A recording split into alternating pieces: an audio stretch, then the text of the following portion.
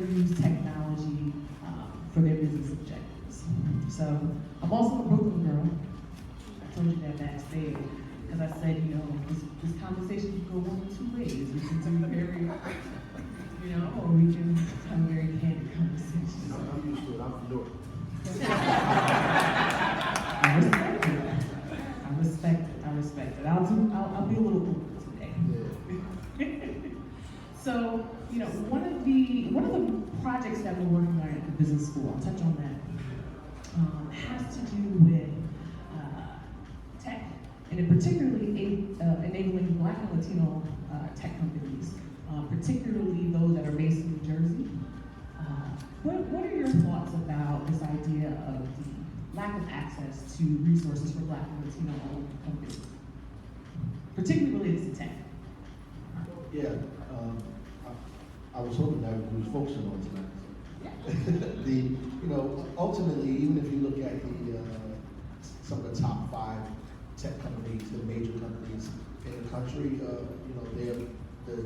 all the leadership, there looks nothing like Black and Latino boys or people, period. Right? So we have to do better at democratizing that workforce, that ownership there. So in Newark, we've been trying to do a lot of things to foster young African American, Latino, people of color, women to get more involved in tech, whether through coding. We're opening up a tech academy or lab, if you will, on Hawthorne Avenue, right in the heart of the South Fork, with money that we got from Panasonic. So we are extremely focused on making sure that happens. One, because we know all of the jobs that are going to be created in the next 10 years or so are going to be jobs that we don't even know the name of for right now. They're going to be all tech-oriented jobs, and our kids need to be literate in technology and tech. This kind of stuff that we're talking about. They have to be literate as another language, particularly coding. They have to be literate in that, in order to not just get the jobs that have become available, but be able to take advantage of the kind of atmosphere that is exploding around this country and in Newark. It's a new epoch, right? The Stone Age, Iron Age, now we're in the Tech Age, right? So we need to be prepared for it. Right, and I know last year you talked about this idea of tech group talked about new companies coming into the program. The theme of today is progress. We've definitely seen a lot of that. But in terms of attracting people who may not necessarily be tech savvy, so I work with a lot of people who consider themselves entrepreneurs, but they're not necessarily tech savvy. Are there any strategies to kind of incorporate them into the conversation? I guarantee you there are people in this room now who aren't necessarily tech titans. Is that right? I need to talk to Seth over here. Okay.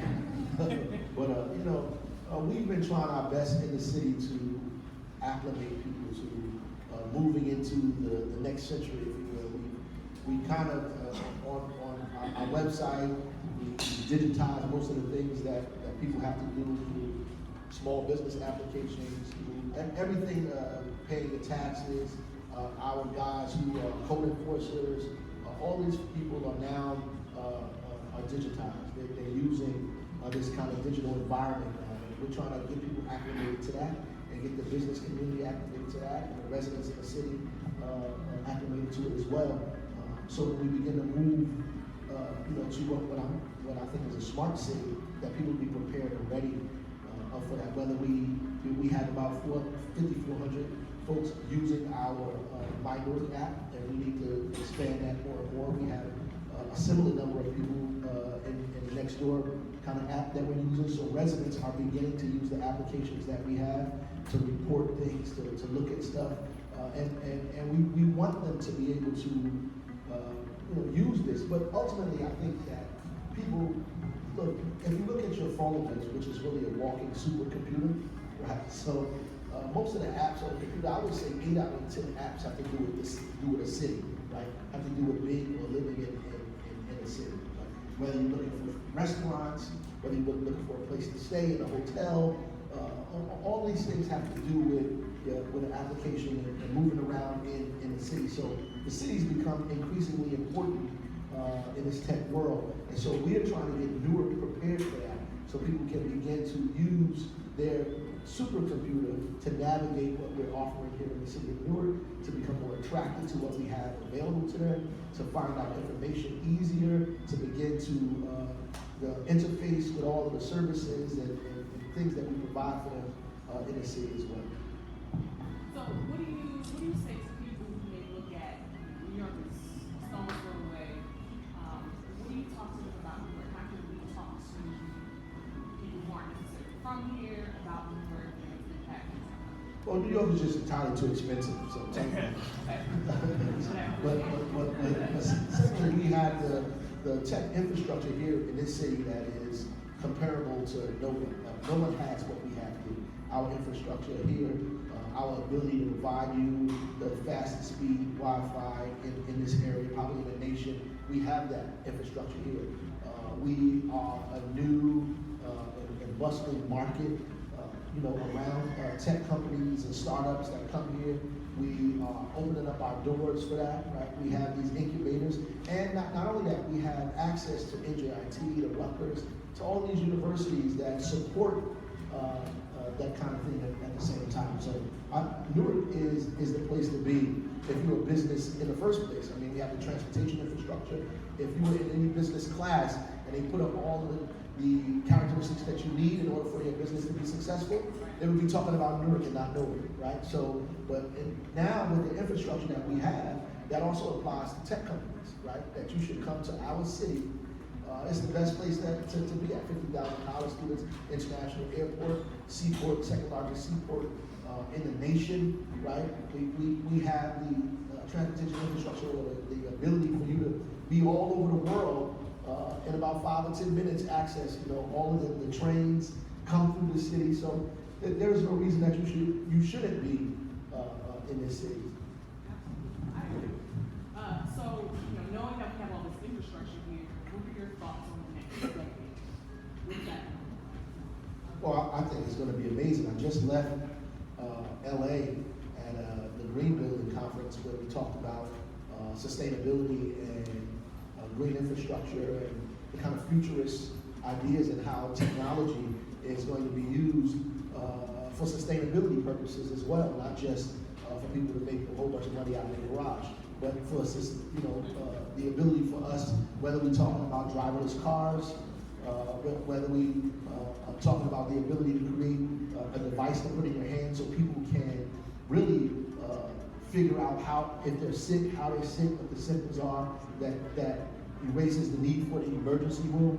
I mean, these are the things that people are talking about using technology for, geared towards the most vulnerable of us in society, right? And I look at Newark as being able to use technology in a way that not only is like this kind of avant-garde thing that people are doing now because it is catchy and sexy and people want to do it and you're making a lot of money, but it's really an opportunity for social entrepreneurship, an opportunity to move our community and move this nation from one place to the next place, right? So we're going to have, and I was telling Seth when I walked in here, we're going to have a hackathon pretty soon, probably next month, centered around women's security, right? So somebody that creates an app or a kind of a tech response to making women more safe, like when we try to pick the most vulnerable part of our community, is there some kind of application, some kind of thing that you can use? And we give them 6 months and we put some parameters on it.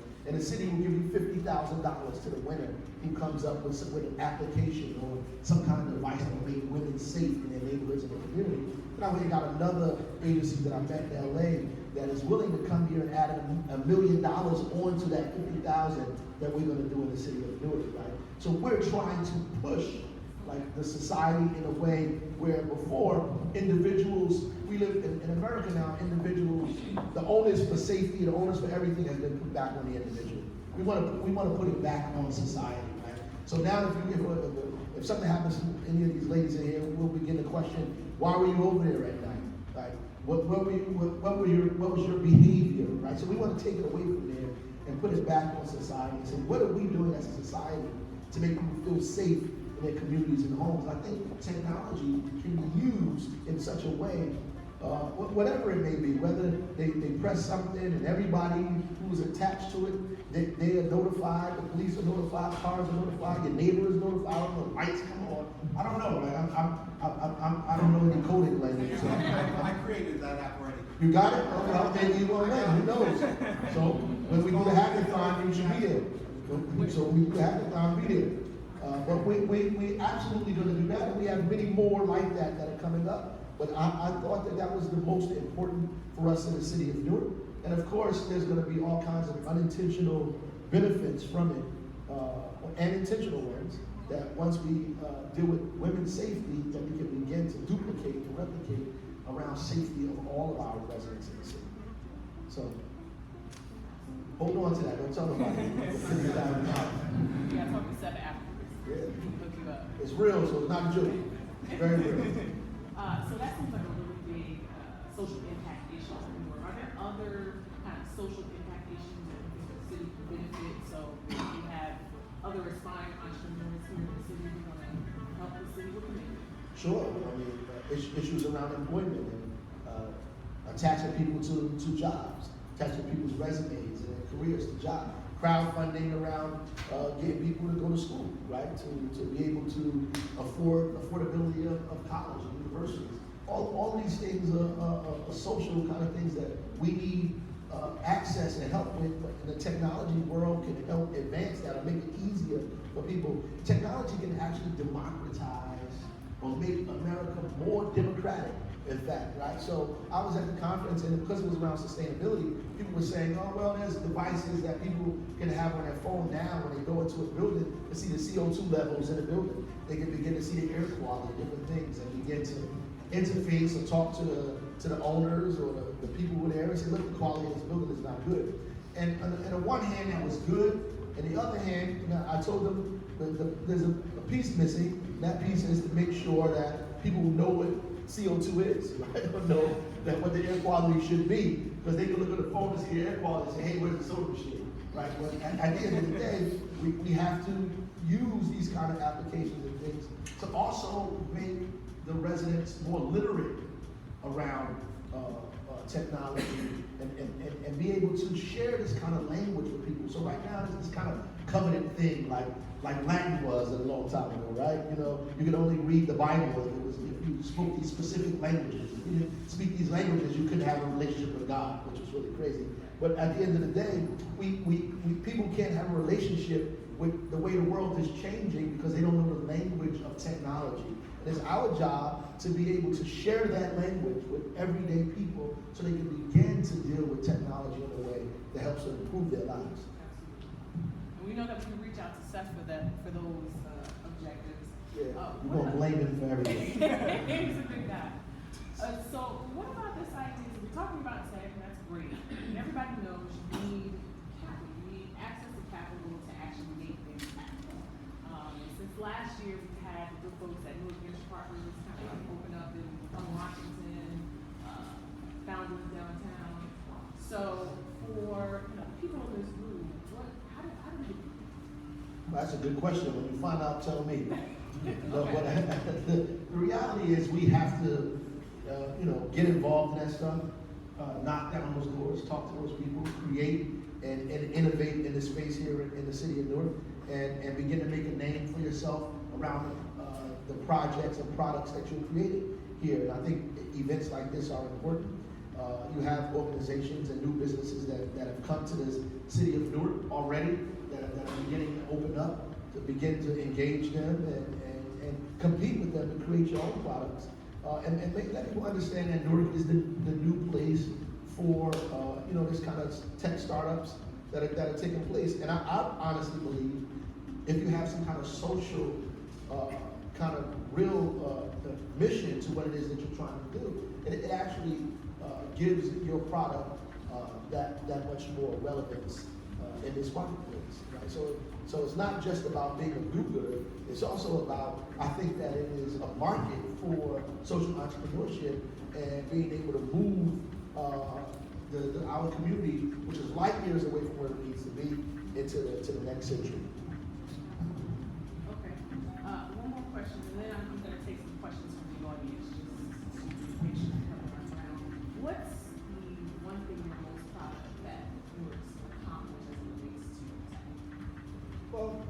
there are many things actually.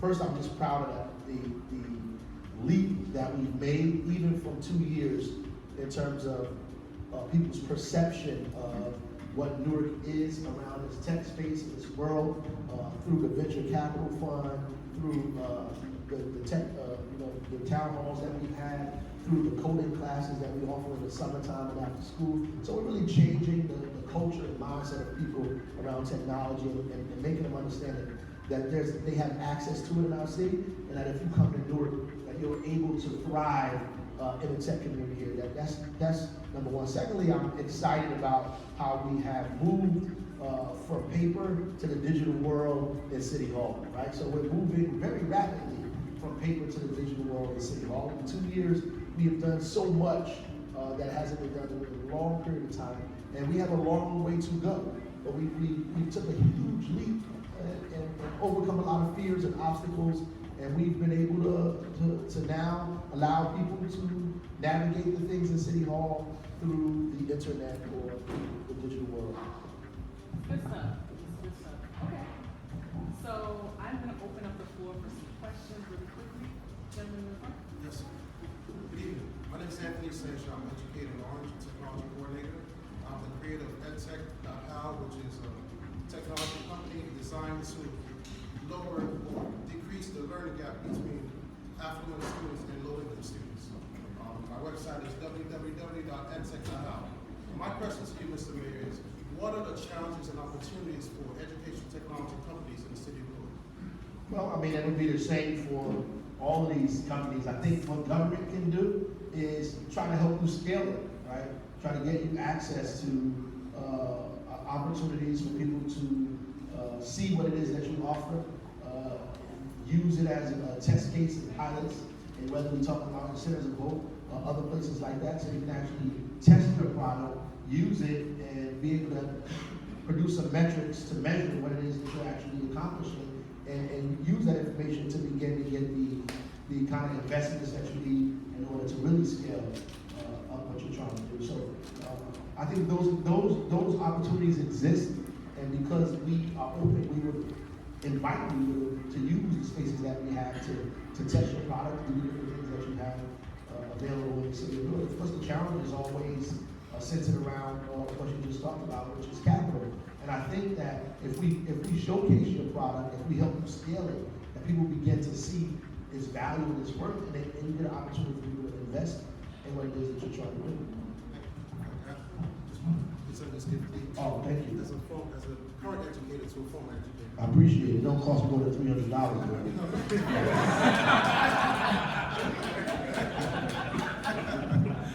This is your opportunity, folks. Any more questions? Right here. Good evening. My name is Nestor Velez, and I'm actually one of the starters participating at Founders, started by Gerard Adams.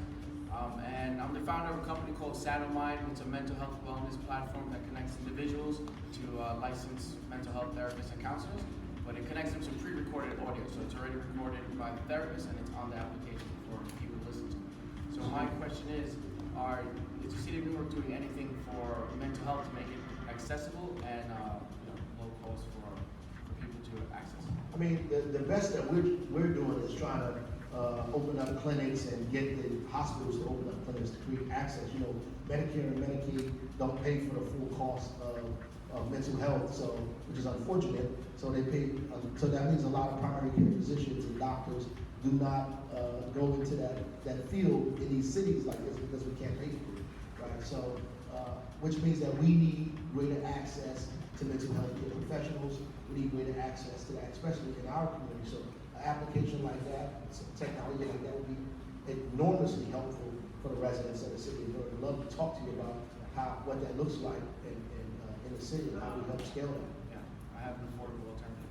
That's beautiful. And it's so timely because I don't know if you guys heard Big Cudi, he recently kind of That's came right. out about his mental health issues. So that's I'd like to talk to you about that too. Yeah. Can we get to the mayor? Take it easy, take it I'll take one last question. easy. They're recording it here. Right back. My name is Gerald Goza Creative Script Graphics, and one of the problems that I've noticed is that there's not a lot of massive tech presence in our school system. Sure. Now, I've worked outside of here, and I've also worked through the school system. I'm usually brought in to do special projects for schools. And one of the things that we wanted to do was use comic books to teach kids STEM technology. But what we're finding is when we go into a lot of the schools, in Newark particularly, that the technology that they have is outdated or not working. Sure. Is there any way, or do you have any plans for being able to address that so that we can get our kids to become technologically aware? Well, like I said, we're opening up our tech academy here in the city. We are doing the same thing around the science lab that the superintendent is doing. But look, I think that all of us are so far behind in this. And when we start thinking about tech, we have to go beyond applications, right? You have to start talking about exponential technology. Like, how do you advance people's life from where they are? When I was an educator, we went to this forum in New York City, and I was up there in a book company, and the book company was talking about how they're going to move away from books, period, and kind of digitize all this stuff. I was thinking in my mind, Jesus, at the PTA meetings, they've been fighting saying we don't have enough books, right? So, and these people trying to get rid of books, like, so how far we are behind that. When I was in LA, you had people talking about instead of, there's an opportunity now that I can have my meetings in Newark while I'm in LA, that they have these kind of robots that allow me to have a meeting in Newark while I'm in LA and actually move around the place at the same time. You know, those kind of things, even to the point where we're developing avatars, right? Where you can rent a body. I mean, it's like bizarre. You can rent a body and the body give a speech for you while you somewhere, you know, I could be in Newark giving a speech in Bangladesh. You know, and these kinds of things is this kind of exponential technology is what we really should be getting at, right? So driverless cars, see, these are things that are not 20 or 100 or 300 years away. These things are 10, 15 years away, some even sooner. And we really have to advance the way we're looking at this thing. We can't look at it in such a kind of small-minded way where we're just thinking about, oh, how can I make a little bit of bucks for myself? You have to look at it in a very grand kind of way. In terms, that's why I really focusing on the social kind of entrepreneurship of it. That's why I like what the brother is talking about in terms of healthcare, because that is the disparity in healthcare is so wide and so vast, you know, in these communities. It's important for us, and part of it is because we don't have access. Hospitals are closing because we use the emergency room as our primary care physician. So when you have doctors that are developing stuff for countries who don't have 911, for example, right? Or who don't have the access, even worse than what we have, so if they have malaria and they can't detect that they have malaria for past 5 days, it makes their mortality rate less and less and less and less. So people, the access to figure out what you have could mean life or death in some countries, which is why they're moving so more rapidly than we are around the world in technology than even in the U.S. because the scientists, necessity is the mother of invention. So if I had something to put in my hand that could, tell me exactly what the symptoms I have and how, what disease I have before I even get to the hospital or to the emergency room, that's life-changing for somebody who lives in a foreign country, but it's life-changing for a grandmother in Newark. It's life-changing for a kid on Clinton Avenue who do not have access to primary care physicians. And some of us may think, oh, we take that for granted, people who don't live in these communities, but there's not a doctor on every block, a dentist in every community. I mean, you have to go to Beth Israel and wait for 15 hours in order to be diagnosed. I mean, that's because it's too crowded, right? In order to be diagnosed with something that could be the flu or it could be something worse, right? And if we had a device that I know somebody in here is smart enough to create that could help us diagnose people before they got there, it would be helpful. That's what I mean about the kind of exponential technology. And so we have to think just beyond giving kids access to a computer, right? We have to give them access to this kind of exponential technology. Whether you're talking about 3D printing or any of the things that we have available, we need to give our kids, and I would bet you everything that I own that these kids will pick up on this stuff quicker than any of us could even have imagined. And we need to hit these corporations and these companies here and ask them to begin to invest in these schools and the state. I'm going to assume that your office already has a plan in place for doing that. Oh, we've already done that. So we already got Panasonic to give us $1 million to open up a tech academy on Hawthorne Avenue.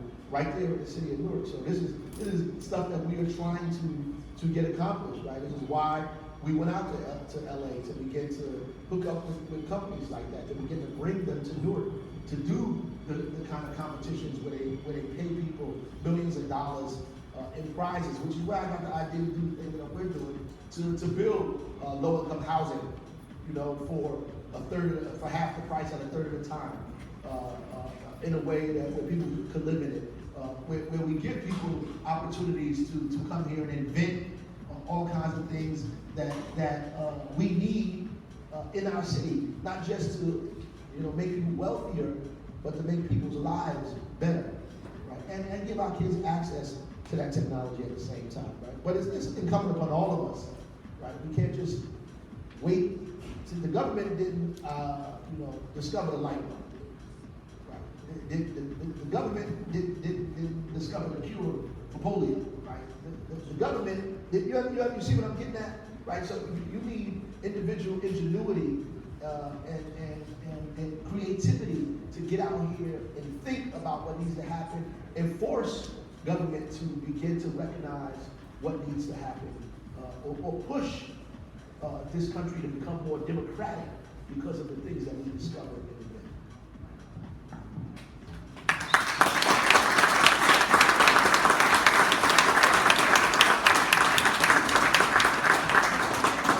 I want to thank you so much for taking the time out to actually be here and not being like a Tupac hologram. And actually being here. I wish I could have done that. No, you're always available. We really want to thank you.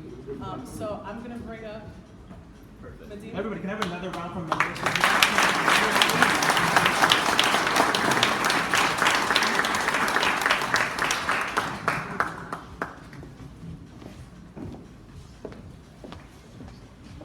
It's kicking me out. The mayor, I'll never get the mayor out. He has a whole agenda back there because just to let you guys know, there's a digital Facebook Periscope live streaming part of this event that's happening in the other rooms for Equal Space. And it's actually our digital correspondent is Lindsay Holmes. You've probably seen her flashing here. She's another tech titan. She is the founder of Usable Tech Co. And she's been everywhere, South by Southwest. She's also the entrepreneur in residence at NJIT's EDC. In case anybody's NJIT student here, you can catch Lindsay for some amazing guidance on what it's like to reiterate your company and pivot in this amazing tech landscape. So now I'd like to bring someone up who is kind of tapping on that capital question that came up. It's a number one issue of most startups, and here's some really great statistics: is that any minority startup or women venture, you only receive about 3% of the billion-dollar industry that is tech startups. And that is a deplorable number, given that the average, if you're a woman of color and in tech and have a startup, is $85,000. That's the average amount of income they receive for startups, and startups at minimum are usually $1 million. It was one of my big issues as a strategist. So my parent company, I'm a strategist for it. Seeing the landscape not giving opportunities and resources to persons of color or to women tech ventures was a big, big issue for me. But I'm happy to say that Newark has resources available, and this gentleman was one of the first I could reach out to when Equal Space was just pen and paper. And Steve, Greater Newark Enterprise Corporation, more known as GNAC, is what everyone calls it on the street, is someone who's directly addressing what it's like to get capital, where you have to start, and where if you are in a situation where your credit or what have you is not in the standing it should be, he can coach you. And that's what you need to understand, is a relationship with your credit, a relationship with where you are for income, is really a growing relationship. It's a lifelong one. So I would like to bring out the real expert to talk about that, which is Steve from GNAC. If everybody can please bring out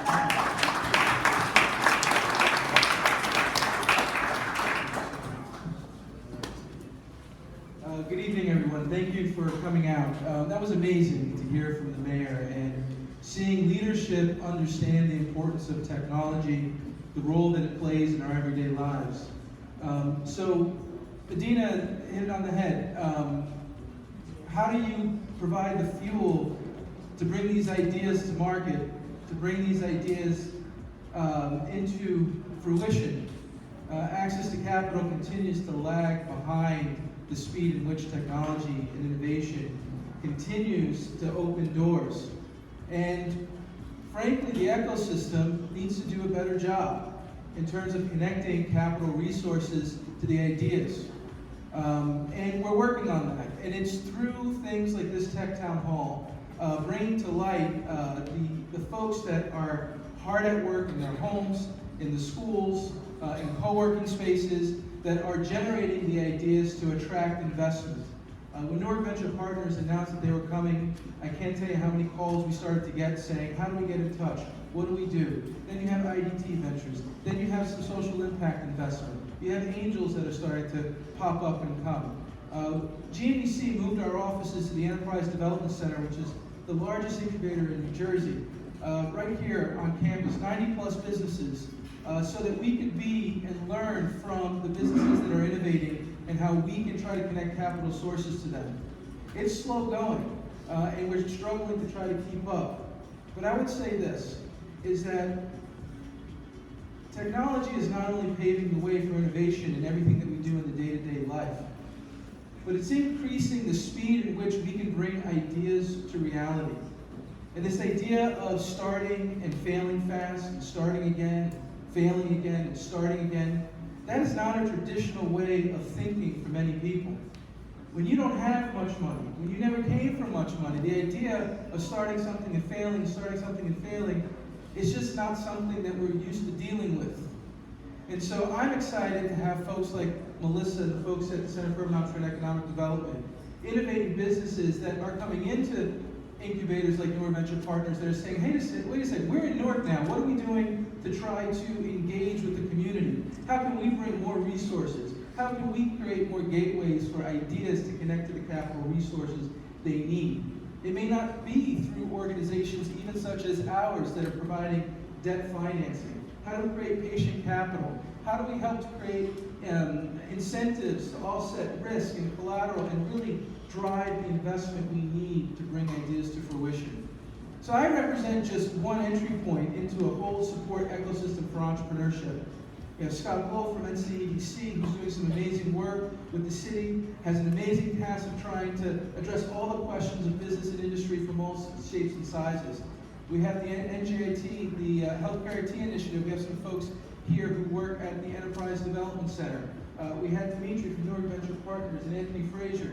So it's amazing to see how fast it went from a conversation around a door for a business that we helped fund to open up here in Newark to now where we are, where we're all here this evening in this beautiful space, for the second equal space opening up here. So if you have questions about how to access financing, if you have challenges with how do you build and deal with wealth, we're here to try to have that conversation. Our goal is to help people understand their financial capacity. Our goal is to help them to identify feasible business goals. And then how do we connect the resources between the two? And I guarantee you, if their resources aren't here, it's only a matter of time before technology drives it to be created and to come. So I want to thank Medina, I want to thank Sean and all the folks at Equal Space and all the folks that have brought and come out this evening. The ecosystem is excited. The organizations and who we work with are excited. You are the customers. You are the ones that can drive change. Let us know what you need, and we will do our best to try to meet. Thank you.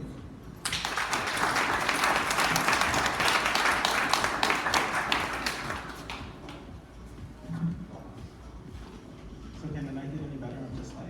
I'm on like a really cool high. So what I'd like to do now is to bring up our keynote speaker, which is Rakia Reynolds. So everybody just give me 2 seconds, and I'm going to get everything wrapped up for it and introduce Rakia properly. Okay? Bear with me.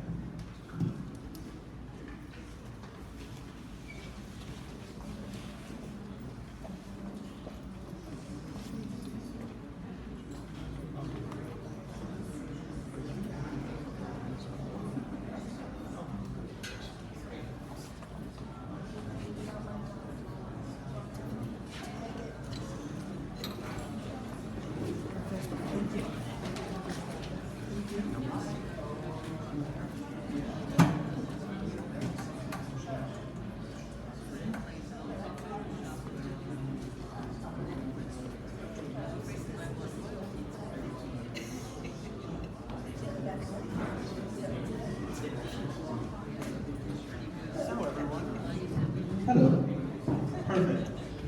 So if anybody, there are some seats available if anybody wants to take up a seat or anybody's wearing high heels. I'm not wearing heels today.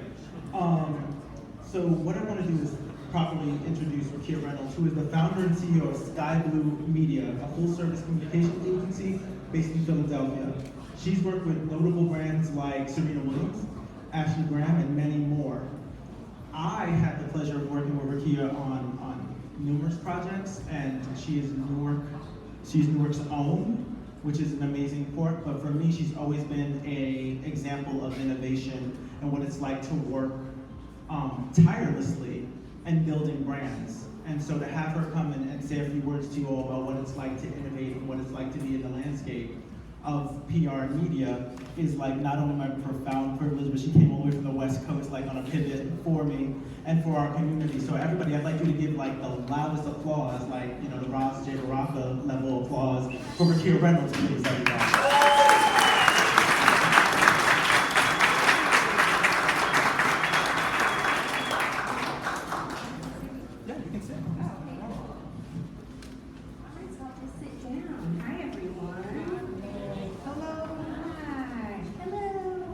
So I have to be honest, I just flew in from LA and I did not prepare a speech and I saw that it was keynote. So I'm just gonna talk to you guys.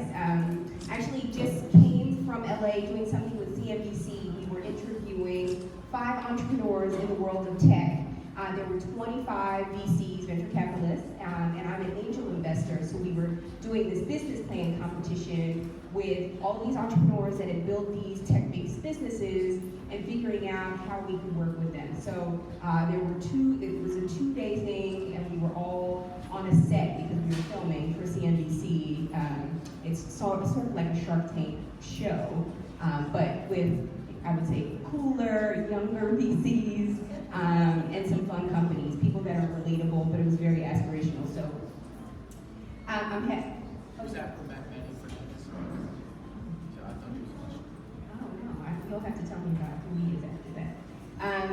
So how many entrepreneurs do we have in the room? Raise your hand if you're an entrepreneur. Yay, yay. How many intrapreneurs do we have in the room? Okay, so the difference between an entrepreneur and an entrepreneur is the person that assumes the risk and the liability of the company. They put they put themselves on the line, but the intrapreneur is an important part of the business because they are the CMOs and the people that help to keep the spark going. So they're the person that lifts the entrepreneur up, helps them with the sustainability of their business, and usually they're like the hands behind the brand. So how many intrapreneurs do we have? All right, I love that. Okay, so I consider myself an entrepreneur and an intrapreneur. I started my company in 2009, and I'm also an entrepreneur resident for the marketing agency that markets the city of Philadelphia. So when they were bringing in the Pope, the Democratic National Convention, a couple of big drafts that are coming in, I work with the agency that markets the city. But I am originally from Newark, New Jersey. I grew up, I was born, and my family lived on Seymour Avenue in Newark, and we also lived on South 13th Street. I'm actually bidding for a house to get my great-grandmother's house back on South 13th Street. So I'm in the process of trying to buy that house right now, near and dear to my heart, super excited about it. And to have a piece of Newark with me, because Newark is a city that I've seen, I'm 37 years old, so I've seen it from the beginning stages. I've seen how it's grown over the past couple of years, and just this last decade. And I wanted to share with you guys a fact. I was reading something a couple of weeks ago talking about technological advancement. And they said there was a study done in 2012 about human intuitive perception, and it said in 5 years, our brain capacity and our technological advancement will make us 32 times smarter than we are now. So in 5 years. In 10 years, we will be 1,000 times smarter. And in 20 years, we will be a million times smarter, and then it goes to billion and quadrillion. So I just think about the technological advancement of the things that I've been working on when I started my company. So when I started my company in 2009, I started with nothing. I know so many venture-backed companies and people that are fundraising, and now as an angel investor, I get to sit with these companies and they talk about their Series A, and they've raised $2 million to start their companies, and I'm like, I had probably $140 in the bank. By the time, maybe less, it was probably negative. My banking account was negative quite often. And I started the company because I had a dream to really look at public relations in the digital age. I was a former television producer. I worked for MTV, TLC, and Discovery Health. And the premise of everything that I had done was all about storytelling and telling stories on broadcast. And then I started to get into webisodic television, so producing television for the web. And when I initially wanted to start my company, I was pitching companies on the importance of using web videos for their businesses, and everybody shut the door. They were like, who is watching video online? Nobody's watching video online.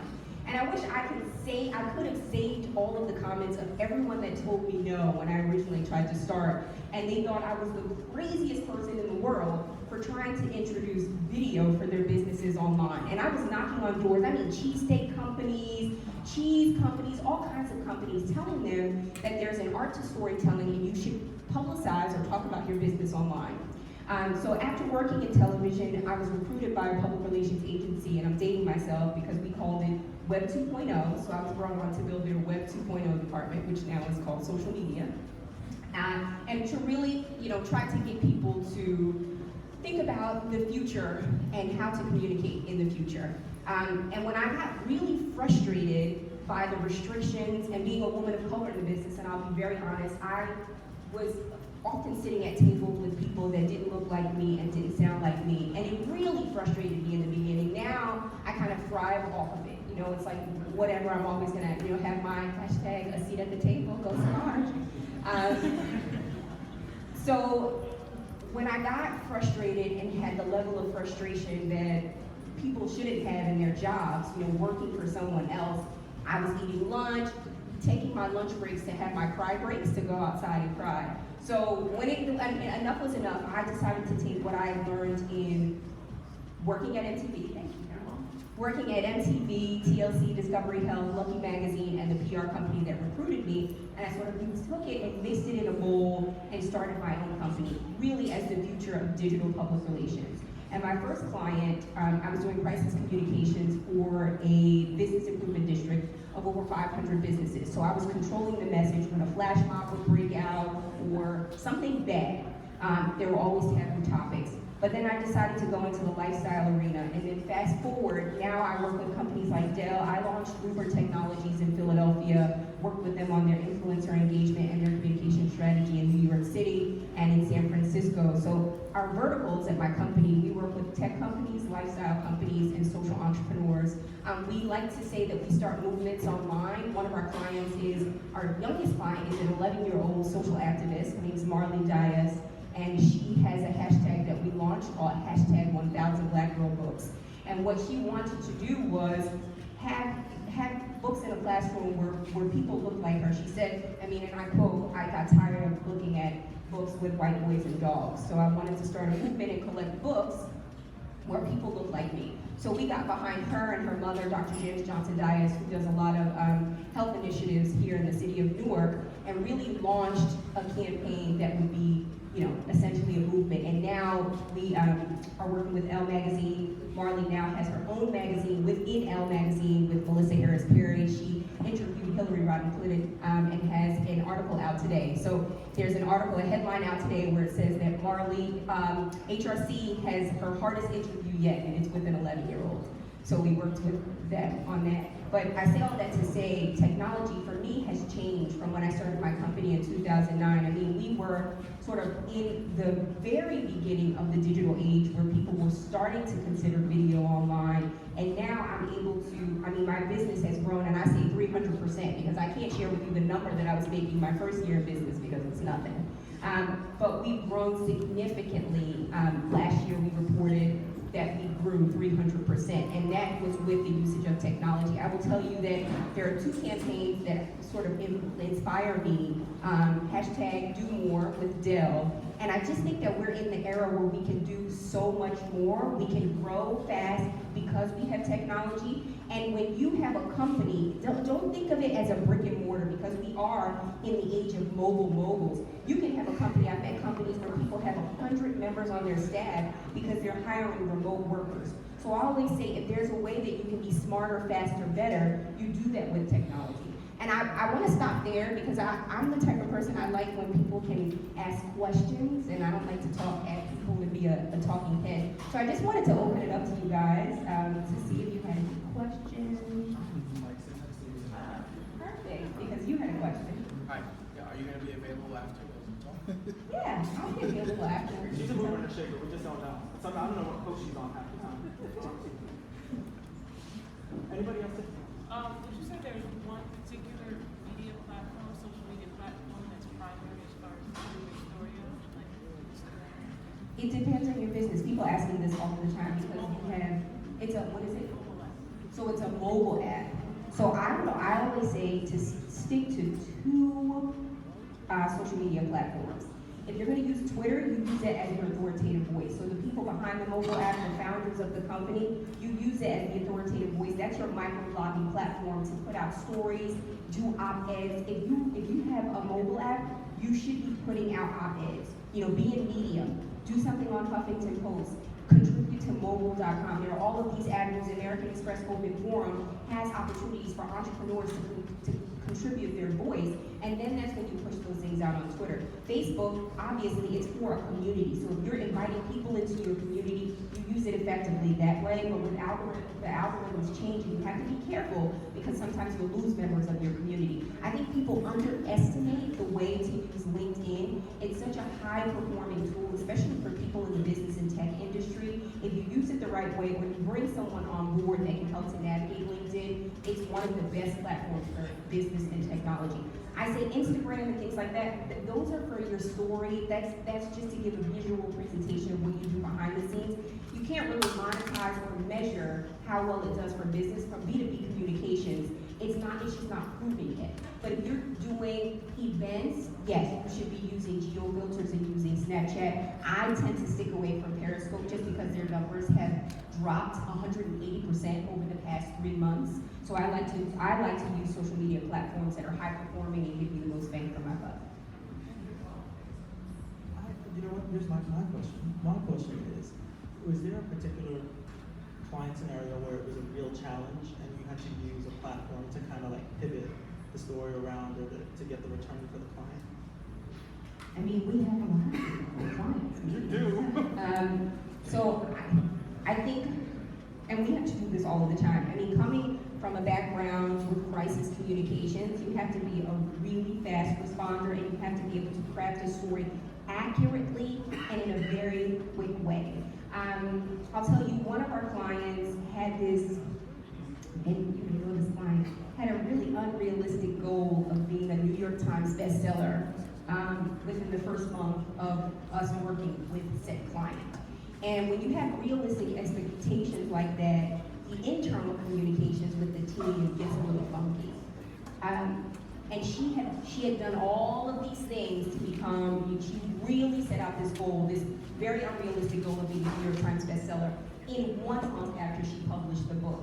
So we had to take to all of our social media platforms and create a strategic communications plan where we use influencer engagement. So we brought in celebrities and people that had large followings, 2 million followers online, to be our ambassadors to help us with the book sales. So we brought on everybody. It was an all hands on deck strategy. So we used traditional communications for those of you, sometimes I speak in PR talk and people are like, what's traditional communications? So for traditional communications, we contacted, our people at the Wall Street Journal, CBS Radio, Good Morning America. That's traditional, in the traditional sense. In the non-traditional sense, we crafted a strategic communications plan that got her in front of people that she normally wouldn't get in front of. So that had her speaking at the White House, in the United States of Women, or speaking on panels at Google, or speaking on panels at Comcast. So that helped to get the message out. And then to tack on the non-traditional communications, we use social media. We use Facebook for the community because it was a Latino community and an African American community that we had to get together. So we had to build thousands of people into this community, and we use Facebook for that. Instagram, we use that as our, I like to say the hashtag story behind the glory, and we use it as a way, a storytelling process to talk about how we did it internally, to give people a look into how we completed this massive task, and we did get her to become a New York Times bestseller. We use Twitter to make her an authoritative voice and partnered with folks like American Express Open Forum, Coca-Cola, the Chase Foundation, to really make her a thought leader. And when we made her a thought leader, we didn't have to sell it as much. We then turned her into being a resource. And for one of our clients, also her name is Ashley Brand. She's the first curvy model to ever be on the cover of Sports Illustrated. We started working with her when she was just called a curvy model. And what we did was we worked with her when she said, I want to be a body activist. It was really just shifting the perspective of how you call somebody a plus size model, a curvy model, and then you make them a body activist. And what we did with her was we launched a viral campaign. We had her do a TED Talk in Valencia, Spain, and we sent it out to every single media contact. It got over 3 million impressions in less than 24 hours and changed her from a curvy model to a body activist in less than a week. Last question, so sorry, last question, everyone. Yeah. Sure. Am I getting a t-shirt too? Just, Are we giving out t-shirts? Yes, I am. That could be arranged. So, I have a question. My question is, I started my Educational Technology LLC this summer, and one of the phase that I'm in right now, I really want to increase my branding. So, what type of strategies, books, or websites that you could recommend for branding? Yeah, you know what? You all should, do you guys know of the app Linda? The Linda app? Yes. Oh, Linda is great. It's $36 a month on, I think, yeah, for your iTunes. But they have very specific searches in there. You should also look at emergingfuture.com since you're an ed tech company. And those of you that are in the ed tech or the fintech space, you look at emergingfutures.com. And then there are a bunch of websites that you should be reading, and maybe I can send to you because if you're in the lifestyle space, there are things that you should be subscribing to. We subscribe to about 45 newsletters, the way that I teach my staff. And we have influencer dinners every single month with people from the media. But in the ed tech space, you should really be looking at subscribe to TechCrunch, Web 2.0, and I also subscribe to Mashable has an internal newsletter that they send out. If you're an entrepreneur, you can say, I'm an entrepreneur and I'd like to subscribe to your newsletter. They have an internal newsletter. So some of the leaders, like for me, I run to TED whenever I'm feeling low on juice, or Yeah. I need like It's to hear the inspirational. macro, almost the macro side of what it's like to be a brand and what those pillars are. So don't be afraid of TED. It's a ridiculous resource. Yeah. Just one comment. I access lynda.com from my public library for free. Oh, good for With my you. library card, so that saves a lot of money. That's a great Yes, resource. that I library didn't know card. that you could do that. But that helps. A lot of the businesses that I look to in angel investing, when they're trying to get their message together and do their elevator pitch, I always tell them to look to Linda because it gives you sort of this step-by-step in very small sound bites. But there are also a couple of podcasts that I have on my phone. I can tell you guys afterwards. Okay, awesome. Last minute Do it, question. do it. Last It's a real mini question. Oh, I believe you. I And believe she's you. got brains and a fro. I'm here. Yeah, we can't. not call her.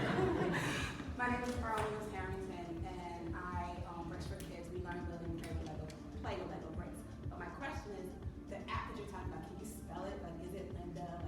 Oh, L-Y-N, yeah. Okay, thank you, sorry. And it's like a little photo of a lady with glasses in a box, and it's yellow and black. Thank you, sorry. It's very, very, very helpful. You gotta I end go with through it a something lot. good. You gotta end with something good. Oh, wait. End with something, you know, And with something good. you know. What is she? But I think somebody else said, oh, we're running behind, I'm sorry. Running behind her. But, yeah. Okay, well, that's it. You're an angel investor, right? No. Yeah, so I have two parts to my business. So it's a multimedia communications agency. So we work on business branding and bragging. And when I found out that a lot of the businesses that I was working with lacked branding and bragging because they couldn't afford it, I took to starting to invest in their businesses. So as an angel investor, I invest small increments of money, but then I bring the brain trust. So it may be $150,000 that I'm investing. It might be 25 of that is cash, but the other funds come from all of the services that we provide. So my main question is, what are your requirements?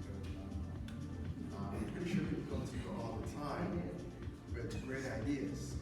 So as someone that's an innovator in technology, they come to you, what are your requirements for you to take them seriously? Yeah, I mean, so right now, I was just telling Anthony, we're actually working on developing a fund with very specific criteria. For now, what it is people with really great ideas, but I have to see something in the leader. I believe in a great human interest story. I invest in people, not products. So if the leader is someone that is tenacious, and I know that if I get behind them, this company may fail, but we could also work on something else. I also like to add my flavor to things, so it can't be something that is fully all together, because at the end of the day, I want to be able to come in and add. So there has to be that flexibility and room in order to do so.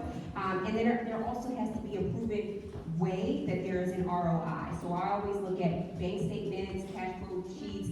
I don't necessarily look at business plans because I didn't start my business plan. I didn't have a business plan when I started, but I look at how you've grown cash over the past 2 years. So down to the 1, 2, 3, 4, 5s of that, just remember cash flow. So you've met some people in finance in this room.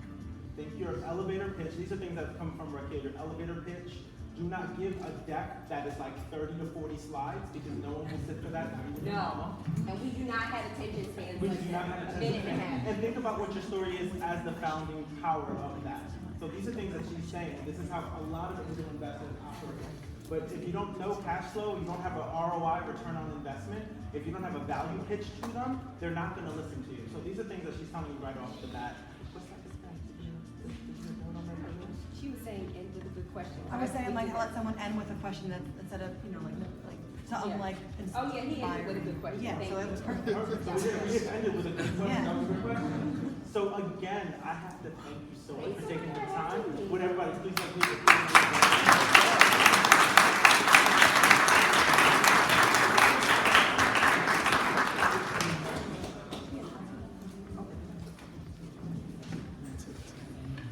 To interview? Okay. How inspiring. I kind of completely have a crush on her kids. You guys can't tell. I have a legit crush. And I've had the pleasure of working on her on several projects, which is how I'm very, very happy that she's in the room. So I want to introduce you guys to another amazing tech company that exists, and not only that, does amazing good in the immediate New York community. And I had the pleasure of meeting them at the last Tech Town Hall, which is I'd like to bring the founder of Gadget up. If everybody will give me a round of applause for Gadget.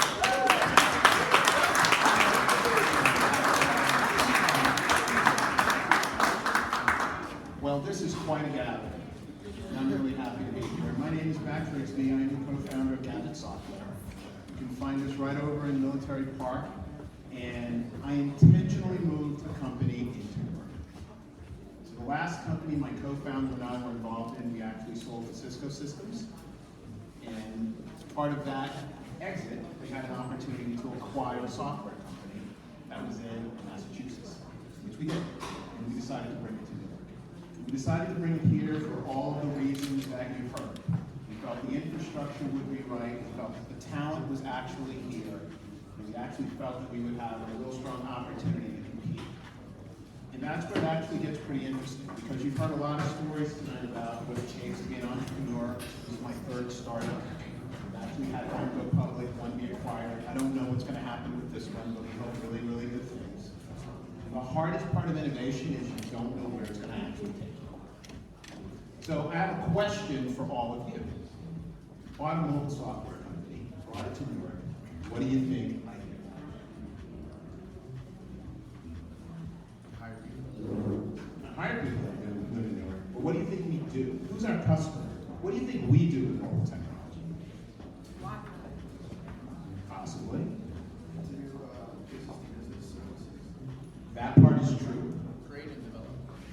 That part is true. That part is true. But here's the thing. We're actually trying to transform the oldest technology on the planet. Education does involve that. We're converting the book. The book. Since the mid-1400s, the book has been around pretty much in the same format it started. some of you have downloaded EPUBs. I'm just telling you that's a software version of the same piece of hardware. So what we've decided to do with mobile technology is use it to convert the book into software. And that's what we do at Gadget Software. We actually work with publishers to take their existing titles and move them into a place that today's students, in fact, want to read them, which is on their phones. But that's only half the story. The other half of the story, and this is where the innovation part comes into play, is that we also give students an opportunity to build based on mobile technology. So think about that as being a conversion of the workbook. Think about things that people used to do to prove their mastery of a specific topic. And so we do work with middle schools, high schools, colleges, municipalities. We actually work here in New York. We actually have students that are learning about the most important piece of technology on the planet today, which is the smartphone. Right? Soon there'll be nearly as many of those as there are people. And so this is where the innovation and trial and error and the hard effort comes in, because a lot of people don't really see the book as a piece of software. And they don't really see exactly how students are going to take advantage of that. So we have to pound it out every single day. Right? I have a team of people here in New York who both manage our platforms, manage our products, sell, and actually go through the hard effort of innovating an idea that up until 2 years ago really didn't exist in the way that it exists right now. And it is really quite challenging. But we're happy to be doing it here in New York. As a part of that, we've actually met wonderful people here who join us as employees. We have a very aggressive internship program, so we actually bring a lot of interns into our company. We find that to be a very important part of our innovation cycle, is to be in touch with the very people that are going to use the things that we build. And more importantly, we think that the kind of work that we do does have a profound impact on education, because we do enable our technology to reach people that in many ways would not be able to touch technology in any way, shape, or form. And so far, our travels here in New York have been outstanding. My partner and I have been both very, very excited and very pleased by the reception that we've received, both from the mayor's office and others, but also our ability to work with schools and to work with community centers and others as we've kind of gone down this path. So I'm going to stop for a moment because I too like to take questions that people have.